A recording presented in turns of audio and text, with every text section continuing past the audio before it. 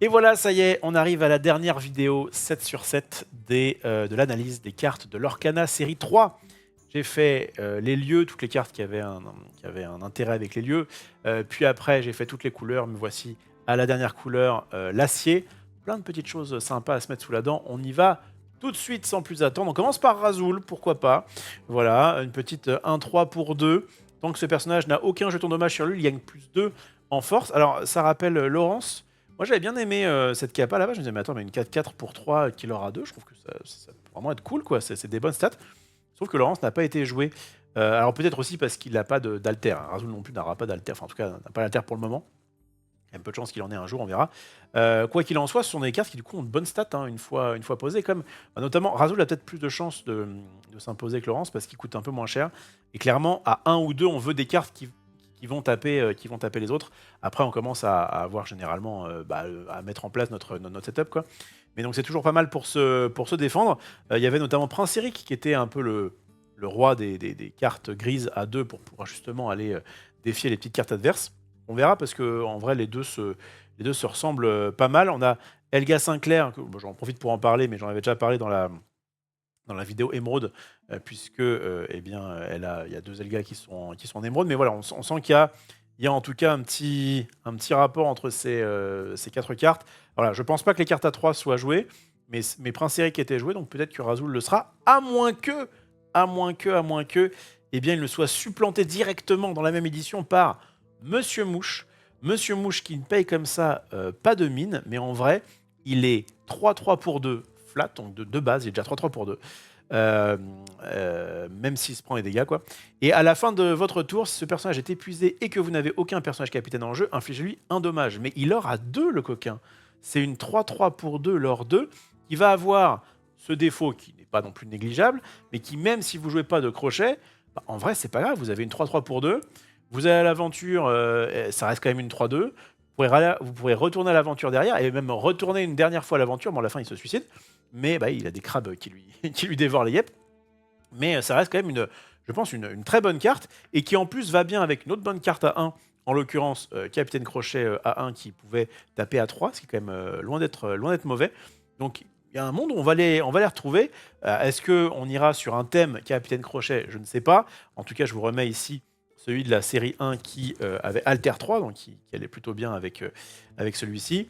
Offensif plus 3, donc qui pouvait être jusqu'à 5-5. Et les personnages coûtant 3 ou moins ne peuvent pas défier ce personnage. Le problème de ce crochet, c'est que 1, il n'est pas ancrable, et que 2, il va à l'aventure qu'à 1. Donc en fait, il est surtout là pour taper. Mais bon, c'est vrai que je pense qu'un petit 1 de l'or en plus aurait été peut-être pas du luxe. Et si vous nous dites un capitaine crochet, eh bien, il récupère une rapière qui est assez intéressante pour 3, un objet non ancrable malheureusement. Chaque fois que l'un de vos personnages en bannit un autre via un défi durant votre tour, vous pouvez payer 1 pour piocher une carte. Ah bah voilà, on va pouvoir se rentabiliser un petit peu. Et en plus, vos personnages Capitaine Crochet gagnent offensif plus 1, donc évidemment ça se cumule. Lui, il va pouvoir taper à 4, 4-2, et lui va pouvoir taper à 6 si jamais vous le jouez. Donc voilà, il y a quand même des petits bails. Et j'en profite pour vous montrer le dernier crochet gris. Il y en a dans d'autres couleurs, notamment en rouge, mais qui est déjà sorti dans la série 1, et qui permettait, ça me fait une petite transition, de récupérer des allumer les mèches, qui était le blast, on va dire, originel, qui permet de mettre 2 blessures à un personnage pour 1, une sorte de choc, ceux qui ont la référence Magic, qui malheureusement ne pouvait pas s'ancrer. Et bien là, ils ont fait baboum! Choisissez un personnage ou un lieu, infligez-lui 2 dommages. J'en avais vite fait parler dans ma vidéo sur le lieu, mais j'avais dit que j'en ferais un petit peu plus dans cette vidéo-là. Pourquoi? Parce que du coup, on va avoir, pour 1, vous pouvez mettre 2 maintenant, pour 2, vous pouvez mettre 2, mais vous pouvez l'ancrer, ce qui est vraiment très fort, et éventuellement, vous pouvez taper un lieu. Bon, on verra si c'est bien, mais en tout cas, le fait de l'ancrer, c'est bien, parce que moi, je me souviens que Fracassé, quand j'avais comparé Fracassé à Allumer les mèches, je me dis, mais jamais ce sera joué, ce truc-là, parce qu'il faut payer 2 de plus pour mettre que 1 de plus, et en fait, le fait de pouvoir l'ancrer, ça peut vraiment tout changer. Quand vous avez parfois des cartes comme Allumer les mèches ou d'autres trucs comme ça qui ne peuvent pas s'ancrer, ça peut vraiment être très problématique. Donc c'est pas du tout impossible que Baboom soit joué, on verra, il devait y avoir un mix en fonction de ce que vous jouez déjà. Mais en tout cas, des dégâts directs, on est content. Ça peut notamment cibler des bêtes qui ne sont pas inclinées et ça peut changer clairement tout. On a également Quand soudain survint Zeus, qui est une chanson à 4, ce qui est assez rare. Elle ne peut pas s'ancrer non plus malheureusement. Choisissez un personnage ou un lieu, infligez-lui 5 dommages. clairement faire office d'anti-bet quasi inconditionnel. Ça, c'est quand même plutôt fort. Bon, pareil, je pense que voilà. En tout cas, il y a de quoi se faire plaisir dans les dégâts en gris. Et ça, c'est quand même plutôt cool. Et on finira évidemment un petit peu là, on a les 5 bonnes cartes qui mettent des dégâts, avec bien sûr ce Tuons la bête qui met 2 dégâts à toutes les bêtes adverses et qui est vraiment très très forte et qui en plus peut se chanter. Ce qui est assez cool, c'est que les cartes les plus chères peuvent se chanter, donc ça peut être sympa, même si la plupart, comme vous voyez, ne peuvent pas se mettre en encre. Donc en tout cas, on a de quoi faire des dégâts en gris et on aime bien. Et il y en a un autre qui aime bien, c'est bien évidemment Robin des Bois qu'on avait vu dans cette version de la deuxième édition, qui pouvait pinguer comme ça à distance, choisir un personnage et infliger lui un dommage, qui avait donc l'avantage de pouvoir comme ça pinguer même les cartes qui n'étaient pas inclinées. Eh bien, il a un alter, mes petits amis, désormais Robin des Bois, qui, je le répète, est un de mes persos Disney préférés, champion de Sherwood et qui déchire en plus, je suis très content. Alter 3, donc en plus, il va très très bien sur celui-ci qui est Alter 2, c'est magnifique. 3-6, bon, assez costaud. 5 de l'or ancrable, s'il vous plaît, ça fait toujours plaisir. Chaque fois que ce personnage en bannit un autre via un défi durant votre tour, gagnez 2 éclats de l'or. Ce qui est évidemment très fort, puisque si jamais vous avez ce petit Robin des Bois, enfin un petit Robin des Bois un peu en dessous, il peut en tout cas ne pas vous voir venir et se laisser tenter. Et là, hop, vous allez vous jouer cette carte là-dessus. Il a du coup charge, entre guillemets, et vous pouvez directement attaquer son perso. 3-6, ça peut clairement faire des dégâts. Vous gagnez 2 de l'or, donc en fait c'est comme si vous allez à l'aventure, mais en plus vous tuez quelqu'un, c'est très fort. Et en plus, si ce personnage est banni via un défi, vous pouvez piocher une carte, ce qui fonctionne à la fois. Alors, vous savez quoi, je vais quand même vérifier, parce que la dernière fois, je me suis fait avoir avec... Frère Tuck avait eu, je pense, va avoir un errata. Est-ce que la version... Non, mais je pense que oui. Oh, regardez-moi cette version enchantée, magnifique. Franchement, je suis pas très enchanté d'habitude. Mais là, non, je suis pas très enchanté, mais clairement, le petit Robin, là, quand même, il régale. Alors, là, il y a bien marqué que ce personnage est banni via un défi pour piocher une carte. Bon, faut faire attention parce qu'il y avait déjà eu un errata avec un prince, notamment de la série 1. Ça dépend. Est-ce que c'est lui qui attaque? C'est pas lui qui attaque? Bon, là, visiblement, c'est tout. Ça veut dire que si il se suicide dans quelque chose, vous avez quand même pioché une carte. Et si il se suicide pas, mais que votre adversaire le tue, vous avez pioché une carte. En tout cas, si c'est via un défi. C'est très très fort. Et en plus, merci Ravensburger, ils ont mis un Robin des Bois de 2 pour 1, qui est évidemment le personnage... clairement, chaque carte alter voudrait une de 2 pour 1. Voilà, en gros, ça marche très bien, notamment dans la carte, dans la couleur ambre, on a pu le voir dans l'autre vidéo. Là, évidemment, ça régale. Voilà, ces 3 Robins des Bois me rendent joyeux. J'avais déjà essayé de faire un petit deck autour de Robin des Bois dommage. C'est pas mal, mais il était un petit peu fragile. Là, derrière, il peut arriver en tant que champion de Sherwood et tout déchirer. Il y a l'arc de Robin que je vous ai remis ici, qui est vert, mais le vert et le gris s'associent plutôt bien dans l'Orcana. En tout cas actuellement. Choisissez un personnage blessé ou en lui endommagé, infligez-lui un dégât. Ça permet donc de finir un peu les qui serait pas mort après une attaque de Robin par exemple. Et chaque fois que l'un de vos personnages Robin est envoyé à l'aventure, vous pouvez redresser cet objet. Alors c'est pas très synergique parce qu'il a plutôt envie d'attaquer, mais il y a un monde où vous allez pouvoir, si jamais par exemple il a un personnage qui vous embête mais qui est redressé. Mais alors il faut quand même qu'il soit blessé. Malheureusement. Alors, en fait, avec Robin des Bois, ça marche. Avec celui-ci, vous pouvez dire je mets un, puis je vais à l'aventure avec un autre Robin des Bois. Bon, faut que les planètes s'alignent. Hein. Et là, vous pouvez dégager ça pour lui mettre des blessures. Bon, je sais pas si lui, ce sera... comment dire, l'arc était un peu décevant. Voilà, je ne veux pas vous mentir. Il coûte 3 en plus, il est pas ancrable. Mais ça ne gâte rien. Enfin, ça ne gâche pas le fait que les 3 Robins là, qui sont là me font bien kiffer. Et si vous aimez bien donc, le dessin animé Robin des Bois comme moi, eh bien, il y a également le shérif de Nottingham, officiellement corrompu. Un méchant qui est pareil. De toute façon, les méchants dans Robin des Bois, les dessins animés, sont très originaux, je trouve. Chaque fois que vous défaussez une carte, vous pouvez choisir un personnage adverse, lui infliger un dégât. Et ben on va aussi mettre des dégâts à distance. On aime beaucoup ça dans les jeux de cartes. Et pour le coup, il y a plein de choses qui permettent de défausser. Alors de base, c'est quand même une 2-4 pour 4 non ancrable qui va à 1 lore. Donc ces stats sont pas ouf.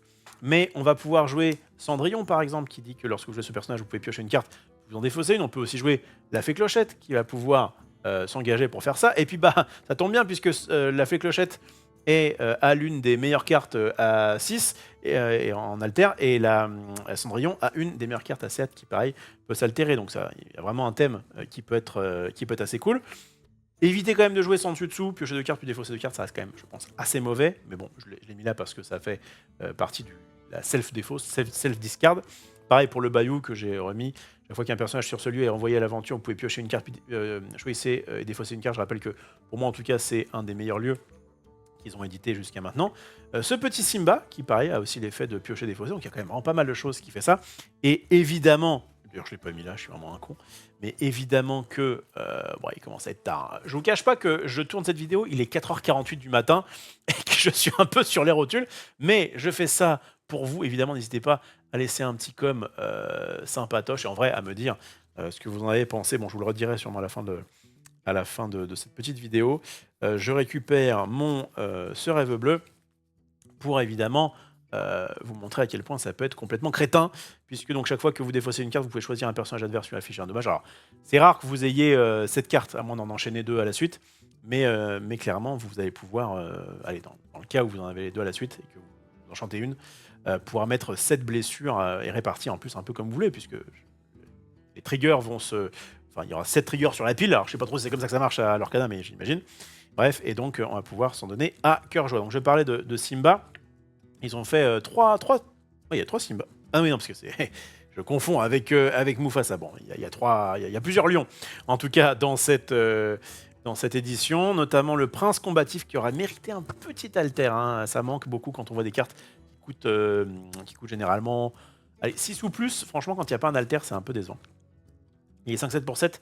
Il va à l'aventure à 2. Et chaque fois que vous jouez ce personnage ou qu'il en bannit un autre via un défi durant votre tour, choisissez entre piocher 2 cartes, défausser 2 cartes. Donc là, ça fait comme sans dessus dessous, mais au moins, bah, on a un perso. Et donc du coup, là, de toute façon, on a... C'est pas grave si on fait pas de carte avantage là-dessus. En tout cas, ça, on va faire du quality avantage et puis éventuellement, on va trigger le shérif de Nottingham. Ou alors, choisissez un personnage et infligez 8 de dégâts. S'il lui en reste, tellement vous avez de choses. Après, le fait que ce soit, il coûte cher, il s'altère pas, mais le fait qu'il soit, qu'il ait l'effet quand il arrive en jeu et quand il attaque, non, enfin, ou qu'il en bannit un autre via un défi, techniquement, ça rappellera évidemment. Alors, je vais faire pas mal de points communs avec, particulièrement dans cette vidéo de rapprochement avec Magic. Évidemment, ceux qui ont connu les titans de Magic 2010 ou 11. Eh bien, sauront que ce genre de carte qui dit « Ok, je suis gros, mais j'ai un effet quand j'arrive et un effet quand j'attaque, grosso modo », ça reste évidemment très fort. En plus, là, vous avez le choix. Que demande le peuple? Bah, le peuple demandait de l'alter. Mais bon, on fait ce qu'on peut. Et on a aussi Simba, roi légitime, pour 5, une 4, 6. À chaque fois que ce personnage en bannit un autre via un défi durant votre tour, choisissez un personnage adverse. Il ne pourra pas défier durant son prochain tour. Décidément, dans cette édition, quand on bannit durant notre tour, entre les Simba et... Il est où les Simba, le Robin des Bois et le rapier du Capitaine Crochet. Faites attention hein, quand vous jouez contre Gris. Ouais, enfin, faites gaffe. Réfléchissez à 2 fois avant de laisser un personnage incliné parce qu'il pourrait vraiment se faire bolos et en plus, il pourra du coup l'autre en profiter. Mais j'allais dire, si jamais vous le faites pas, eh ben, il va quand même vous mettre des dégâts directs. Donc c'est vraiment fort, je pense, comme couleur. Je vous ai mis l'autre Simba qui vient de la série 1. Lorsque ce personnage en bannit un autre via un défi durant votre tour, vous gagnez un éclat de l'or. Il peut être aussi intéressant, mais bon, il coûte 5, il n'est pas ancrable, machin, il n'est pas alter, etc. Et pour continuer un peu dans cette espèce de mécanique un peu de pouvoir détruire des bêtes, ce personnage entre en jeu épuisé, ne se redresse pas au début de votre tour, mais c'est une 6-6 pour 3, donc bon, bah, il faut bien qu'il ait un défaut. Et chaque fois que l'un de vos autres personnages en bannit un autre via un défi durant votre tour, vous pouvez redresser ce personnage. Donc il y a quand même un bail. Alors après, je pense que ça pourrait être cool d'avoir une sorte de... Ça n'existe pas pour l'instant. D'avoir... Alors soit vous le jouez avec du violet qui va permettre d'engager les personnages adverses, comme ça vous allez pouvoir les taper. Soit, ça pourrait être marrant, pour l'instant il n'y en a pas, qui mettent des tokens. Je sais pas, ils te mettent une petite token chèvre ou j'en sais rien, un token antilope par exemple, dans le contrôle de l'adversaire qui est incliné et comme ça tu peux attaquer parce que là le problème c'est que si jamais le gars il a pas de bête ou qu'il veut pas te les offrir à manger, ça peut être un peu compliqué. On a Mufasa qui évidemment le papa de Simba qui arrive dans une version vanilla 3-10 pour 7 qui l'aura 3, bon ce sera peut-être jouable en limité. Pareil, Nala et Tui qui sont des cartes à la vanille, comme on dit, qui ont des stats. En vrai, Nala, ça va, de 4 pour 3, qu'il aura 2. C'est à peu près OK en limité, pareil. Tui qui est 3-4 pour 4. Pour le coup, avoir que 1 de plus, pour coûter 1 de plus, c'est un petit peu dommage. Et puis, il fait pas partie de la team des Lions, ce qui est bien dommage également. Donc, on va retourner un petit peu sur le dessin animé de Robin des Bois, avec Petit Jean hors la loi plein de ressources, Alter 4. Tant que ce personnage est épuisé, vos personnages avec rempart gagnent +1 et résistance +1. Ça booste un petit peu les remparts. Pour l'instant, en fait, ce qui booste les remparts, il n'y a pas grand-chose. On a notamment le tabard de mousquetaire. Chaque fois qu'un de vos personnages avec rempart est banni, vous piochez une carte. Mais ça coûte 4. C'est non ancrable. C'est le bout du monde. Je me rappelle de ma première analyse de leur canal où j'avais dit, mais ça, c'est beaucoup trop cher pour ce que c'est et il y a peu de chances de le rentabiliser. Peut-être un jour, en tout cas, ils mettent des cartes remparts. Il y a aussi ce Petit Jean, qui en plus ce cœur revient avec celui-ci. Bon, après, c'est pas. Moi, je préfère clairement autant Robin des Bois, ils l'ont respecté. Mon Petit Jean, c'est pas nul, mais enfin, le truc, c'est qu'il faut des personnages avec rempart, que lui-même n'a pas d'ailleurs, ce qui est un petit peu dommage. Bon, celui-ci, là, de 4 pour 3, durant votre tour, ce personnage gagne insaisissable. Donc, ce qui permet évidemment de taper d'autres cartes insaisissables. Voilà, encore une petite carte de limité, on va pas passer 15 ans dessus. On finit avec le rempart avec Kida, j'en ai parlé dans la vidéo Emerald parce qu'il y avait dans la vidéo Ambre, pardon. La deuxième vidéo, puisqu'il y avait des personnages intéressants, Kida en Ambre. Mais effectivement, on a en gros un Simba, c'est clairement un Simba, qui va donc pouvoir avoir rempart. On aurait de 3 pour 2 remparts, c'est quand même plutôt des bonnes stats. On parlait de résistance tout à l'heure, on a ce bon vieux bourriquet. Ah, mais je viens de me rendre compte que j'ai zappé un truc. Oui. Heureusement que j'y pense, parce qu'en fait, il y a une partie des cartes que je devais vous montrer, que je n'ai pas, mais je vois très bien ce que c'est, et vous inquiétez pas, je vais y venir. Je me disais bien qu'il manquait quelque chose, bref. Résistance +1 sur ce bourriquet, bon, on va passer très vite là-dessus. Le costume de robotique, pareil, c'est un petit peu un mix entre l'armure de souris et 4 douzaines d'œufs. Ça permet d'avoir une résistance, mais c'est malheureusement trop cher. Et enfin, je vais finir, je pensais pas finir par ça, mais je finis par... En fait, il y a deux choses que je voulais faire, mais ils sont passés où, mes titans? C'est un peu le bordel ici. C'est un peu le bazar. Alors attendez, j'essaie de trouver les titans. Je vais pas refaire la vidéo pour ça. Les titans, qu'est-ce que j'en ai foutu? Je les ai remis là-dedans? Est-ce que je les ai remis avec les cartes grises? Oui, voilà. Alors, on va vous montrer un petit peu les titans, parce qu'en plus, je les avais snobés quand j'étais passé dessus sur l'améthyste. Et j'avais dit, bah voilà, je reviendrai dans cette vidéo-là. Pourquoi? Parce qu'il y a des petites combos avec les titans, ça dégage. Donc, on a le premier titan, en commençant par celui qui coûte le moins cher, on a donc Lythos, qui est en améthyste. Ok, on choisit, donc on peut l'engager pour choisir un personnage et l'épuiser. Ok, vous allez voir qu'il y a des petites combos avec. Ensuite, on va pouvoir avoir celui-ci qui a résistance +2, et qui dit on l'engage, on choisit un personnage, il gagne résistance +2 juste pour le reste de ce tour. Donc on va pouvoir renforcer un perso. Ça tombe bien puisque lui, il a, chaque fois que ce personnage en bannit un autre via un défi durant votre tour, vous pouvez choisir et redresser un personnage. Donc là, on est d'accord, on va dire, t'as un personnage qui n'est pas incliné, je vais l'incliner, puis je vais faire en sorte que lui gagne résistance +2 jusqu'à la fin du tour, puis je vais faire en sorte du coup d'attaquer avec une 5-4 résistance 2, ça va commencer à faire des dégâts, et en plus à chaque fois qu'il en bannit un autre via un défi, vous pouvez choisir et redresser un personnage. Vous pourrez redresser un de ceux-là, mais non, on va faire mieux que ça. Bon, c'est quand les planètes s'alignent extrêmement bien, hein, voilà. On va avoir, avant de faire quoi que ce soit, Stratos qui va dire qu'on va, donc une 4-4 insaisissable, on l'engage, on gagne un nombre d'éclats de l'or égal au nombre de personnages titans que vous avez en jeu, donc là, boum, on gagnerait 4 l'or, on est content. Et enfin, parce que là tout ce beau monde est est incliné, alors on voudrait bien redresser un, mais ce serait un peu dommage, autant redresser Hadès, un peu le boss des titans. Et qui lui dit redresser tous vos personnages titans. Donc une fois qu'on a tué un man, ça se redresse. On peut, pardon, du coup ça peut, on va pouvoir faire, on engage ce truc là, on dégage tout le monde, et en fait quand lui va du coup retaper quelqu'un, donc avec en plus le boost, on va pouvoir réengager quelque chose, on va pouvoir reprendre dès lors, et bien on va le dégager pour pouvoir redégager tous nos titans et recommencer comme ça à l'infini, en tout cas jusqu'à ce que l'autre n'ait plus de bêtes. Évidemment, il faut que les astres s'alignent. ça coûte la peau du cul. Je ne dis pas que c'est jouable. Je dis juste que c'est sympa. Voilà, c'est mignon, c'est assez fun. Et je finirai du coup par ces 2 cartes qui ont aussi le lore Titan, mais dont j'en ai un petit peu parlé. Même pas elle, je vais même pas la citer tellement elle est naze. Et je pourrais quand même finir par libérer les Titans, qui va donc pouvoir choisir un lieu ou un objet, bannissez-le. Ça part vraiment de thème, mais en tout cas, il y avait le thème Titan, donc je l'ai mis avec. Et enfin, toute dernière carte, et c'est là normalement la 204e carte, à moins que j'en ai oublié une, mais je pense pas. Sinon, bah écoutez, tant pis.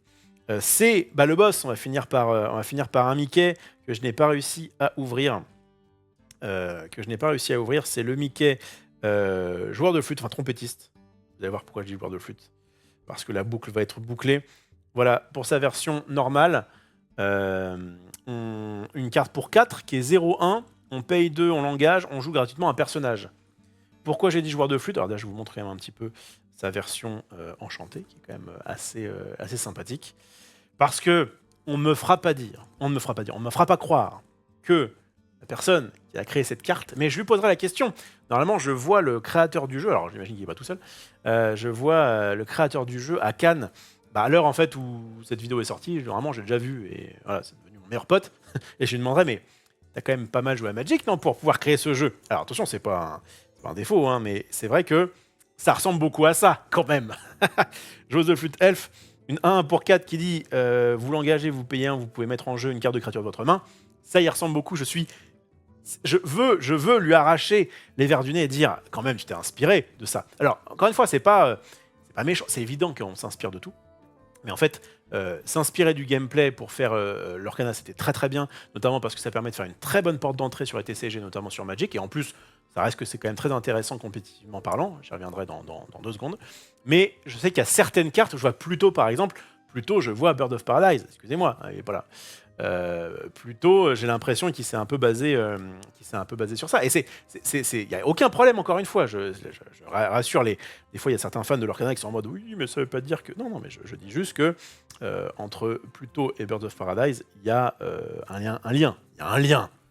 Je vous montre si jamais vous ne connaissiez pas la carte. Birds of Paradise. Ouais, et en fait, je voudrais voir à quel point. Est-ce qu'il a effectivement voulu faire un clin d'œil, voire un hommage à ça, ou si c'est éventuellement fortuit, mais je le crois moyen. Je vous montre un petit Birds of Paradise, et puis après, on ira se coucher. Voilà. Ouais, il y a un truc comme ça. 0. Alors, il n'y a pas le vol, plutôt. Mais bon, il aurait pu faire un Yago qui file ça, mais c'était peut-être un petit peu trop grillé. Et puis bon, de toute façon, il n'y a pas vraiment de vol. C'est quoi? C'est un peu insaisissable, le vol dans l'Orcana. Bref, donc il y a des inspirations, et j'aime bien, en tout cas, comme vous avez pu le voir après toutes ces vidéos, trouver à chaque fois des cartes qui se ressemblent, ça j'aime beaucoup. Donc, quand c'est dans le même jeu, évidemment, là en plus, j'ai l'avantage d'avoir toutes les cartes de la série 1 et 2, donc j'ai pu vous montrer à chaque fois à quoi ça me faisait penser, etc. J'espère que vous aimez bien ce genre de petites vidéos qui se basent sur ce qu'on sait déjà. Et puis parfois, je me dis, tiens, ça ressemble vraiment à ce qui existait dans d'autres jeux. Encore une fois, ce n'est pas du tout un défaut. J'aime beaucoup ce jeu, et je trouve qu'il est loin d'être bête. C'est-à-dire qu'au début, on disait, c'est un peu Magic pour les enfants. Alors certes, effectivement, ça peut convenir beaucoup plus aux enfants que Magic, mais ça marche aussi en mode compétitif, clairement. Pour avoir fait mon premier tournoi, là, influenceur, entre guillemets, attends, je vais me mettre comme ça. Au Lorcana Day 2, avec Gigi qui nous castait, et franchement, ça m'a procuré beaucoup de plaisir, et ce plaisir, je vais essayer de le retrouver les 9 et 10 mars à Vernon. C'est en Normandie, pas très très loin de Paris, et il y a un tournoi Lorcana que je vais jouer avec. Je vais participer au gros tournoi, au main event, et puis on sera de temps en temps sur la feature table, on pourrait nous voir jouer en live, puisque Max et Adi vont caster. Moi, je vais jouer avec Ted, Marie Grandjeu et peut-être Jiraya. Peut-être d'autres personnes qu'on connaît, mais en tout cas, pour le moment, c'est parti un peu là-dessus. Et je referai un tournoi, donc normalement, l'Orcana des 3, qui sera le 13 avril. Donc, si jamais ça vous intéresse, n'hésitez pas, vous allez sur Google, vous tapez ce que je vous ai dit à peu près, et vous allez tomber là-dessus. Vous allez pouvoir vous préinscrire, et ça permettra, vous pourrez nous voir, vous pourrez peut-être nous affronter. Bref, en tout cas, c'est cool. J'aime beaucoup l'Orcana. J'aime bien ce que... J'avais un peu peur hein, à la série 1, notamment après avoir joué un peu au préconstruit, en me disant ah, c'est un peu mou du genou. Hein. Et puis finalement, il y a quand même quelques cartes qui sortent du lot et qui permettent de faire du card d'avantage et qui permettent d'avoir de quoi vraiment faire de belles parties. Je vais quand même je vais essayer de demander à l'auteur, enfin, lui préconiser le fait que ce serait bien qu'on ait une encre éphémère pour pouvoir équilibrer un peu les choses. J'ai l'impression qu'il va me répondre oui, t'inquiète pas, avec les prochaines extensions, tout va s'équilibrer. Et commencer, c'est quand même très très fort à l'Orcana, malheureusement un peu trop fort. Je pense qu'on est prêt à 60% au moins 60% de comment on appelle ça. Je suis fatigué. Vous l'avez.